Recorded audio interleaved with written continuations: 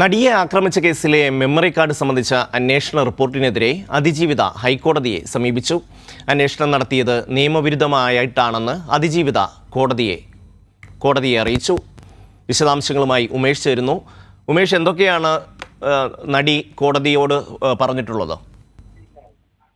ഷമ്മി, ഈ നടിയെ ആക്രമിച്ച കേസുമായി ബന്ധപ്പെട്ട് ഈ പ്രധാനപ്പെട്ട വളരെ നിർണായകമായ തെളിവായ മെമ്മറി കാർഡ് അത് അനധികൃതമായി പരിശോധന നടത്തിയിട്ടുണ്ട് എന്നുള്ളതായിരുന്നു അതിജീവിത ചൂണ്ടിക്കാട്ടിയത്. ഇതുമായി ബന്ധപ്പെട്ട് ഹൈക്കോടതിയെ സമീപിച്ചു. അങ്ങനെ ഹൈക്കോടതി ഈ വിഷയത്തിൽ ഒരു അന്വേഷണം നടത്താൻ വേണ്ടി നിർദ്ദേശിക്കുകയും ചെയ്തു. ഇതിന്റെ അടിസ്ഥാനത്തിൽ ജില്ലാ ജഡ്ജി ഹണി എം വർഗീസാണ് ഈ മെമ്മറി കാർഡ് തുറന്നതുമായി ബന്ധപ്പെട്ട ഒരു അന്വേഷണം നടത്തിയത്. ആ അന്വേഷണത്തിന്റെ പകർപ്പ് നൽകണം എന്ന് അതിജീവിത നേരത്തെ കോടതിയോട് ആവശ്യപ്പെട്ടിരുന്നു. എന്നാൽ ജില്ലാ കോടതി അത് നിഷേധിച്ചു. തുടർന്ന് ഹൈക്കോടതിയെ സമീപിച്ചു. അങ്ങനെ അന്വേഷണ റിപ്പോർട്ടിന്റെ പകർപ്പ് നൽകാൻ നിർദ്ദേശിച്ചു. പക്ഷെ അപ്പോൾ പകർപ്പ് നൽകിയപ്പോഴും ഇതുമായി ബന്ധപ്പെട്ട അന്വേഷണത്തിന് കൃത്യമായ വിവരം നൽകുന്നതിന്റെ ഭാഗമായി ലഭിച്ച മൊഴികൾ, ആ മൊഴികളുടെ പകർപ്പ് കൂടി നൽകണം എന്നൊരാവശ്യം കൂടി അതിജീവിത ഉന്നയിച്ചിരുന്നു. പക്ഷേ ആ പകർപ്പ് നൽകാൻ തയ്യാറായില്ല. ഇക്കാര്യം ചൂണ്ടിക്കാട്ടി ഇപ്പോൾ വീണ്ടും ഹൈക്കോടതിയിൽ അതിജീവിത ഹർജി നൽകിയിരിക്കുകയാണ്. അതായത് ഈ അന്വേഷണ റിപ്പോർട്ട് അത് വസ്തുതാപരമായി അല്ല, നിയമവിരുദ്ധമായാണ് അതിലെ അന്വേഷണം നടത്തിയിരിക്കുന്നത്, തന്റെ ഭാഗം കേട്ടിട്ടില്ല എന്ന് ചൂണ്ടിക്കാട്ടി അതിജീവിത സമർപ്പിച്ച ഹർജിയിലാണ് ഇതുമായി ബന്ധപ്പെട്ട കൂടുതൽ വിവരങ്ങൾ പുറത്തു വന്നിരിക്കുന്നത്.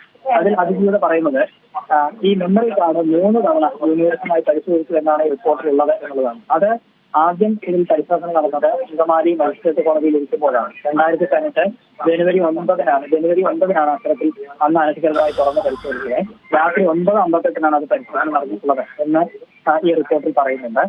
ഒപ്പം പിന്നീട് ജില്ലാ കോടതിയിലും ജില്ലാ പ്രിൻസിപ്പൽ സെഷൻസ് കോടതിയിലെ ബെഞ്ച് ക്ലർക്ക് അതേ വർഷം, അതായത് 2018 ഡിസംബർ 13 അത് തുറന്ന് പരിശോധിച്ചിട്ടുണ്ട്. അതും നിയമവിരുദ്ധമായാണ്. രാത്രി 10:58 ആ പരിശോധന നടന്നത് എന്നാണ് പറയുന്നത്. പിന്നീട് വിചാരണ കോടതിയുടെ കസ്റ്റഡിയിൽ ഇരിക്കുമ്പോഴും ഈ അന്വേഷണ മെമ്മറി കാർഡ് തുറന്നിട്ടുണ്ട്. അത് തിരസ്സുകാരന്റെ ഫോണിൽ ആ മെമ്മറി കാർഡ് ഇട്ട് അതിൽ ഈ പീഡന ദൃശ്യങ്ങൾ കണ്ടു എന്നൊക്കെ ഈ അന്വേഷണ റിപ്പോർട്ടിൽ വിവരങ്ങൾ പറയുന്നുണ്ട് എന്നുള്ളതാണ്. പക്ഷെ അതുമായി ബന്ധപ്പെട്ട മൊഴികൾ നൽകാൻ കോടതി നിഷേധിച്ചു. ഈ സാഹചര്യത്തിലാണ് മൊഴിയുടെ പകർപ്പ് കൂടി ലഭ്യമാക്കണം എന്നാവശ്യപ്പെട്ട് ഹൈക്കോടതിയിൽ ഹർജി നൽകിയിട്ടുള്ളത്. ആ ഹർജിയിലെ വിവരങ്ങളാണ് ഇപ്പോൾ പുറത്തു വന്നിരിക്കുന്നത്.